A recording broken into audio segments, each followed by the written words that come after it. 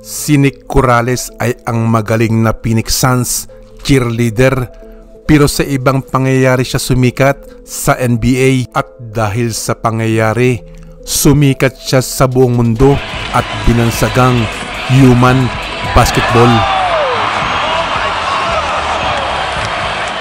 Sa halip na bula ang idunk, aksidenteng na-shoot ni Corrales ang kanyang katawan sa ring, at ang nangyari, naging viral sa buong mundo. As it's happening, you must be going, oh, wow. like, now you know what a ball feels like. All right. No. Isa ng maituturing na greatest comeback of all time ang ginawa ng NBA player na si Tracy McGrady kalaban ng kanyang team na Houston Rockets, ang San Antonio Spurs. 40 segundo na lamang ang natitira, lamang ang Spurs ng 8, at eto ang ginawa ni Grady.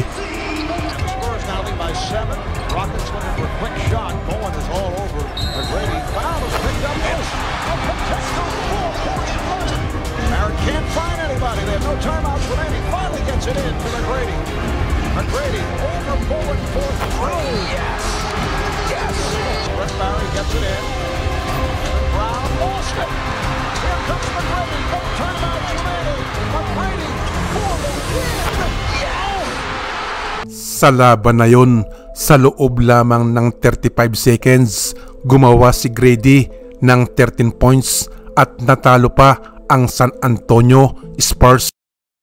Ginimbal naman ng batang NBA player na si Jeremy Lamb ng Charlotte Hornets ang mga fans.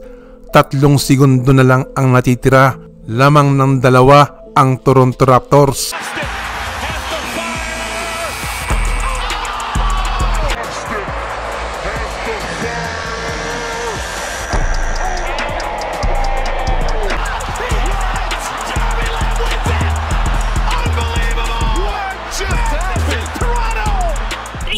Si Stephen Curry, kahit gwardyado, pag binigyan mo ng tsansa, tsak, uulan ng 3 points.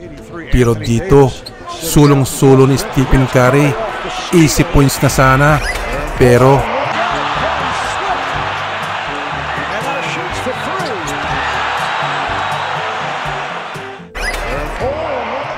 ang NBA player naman na si Taj Gibson, akalain mo ginamit ang sapatos sa pag-block ng kalaban. Are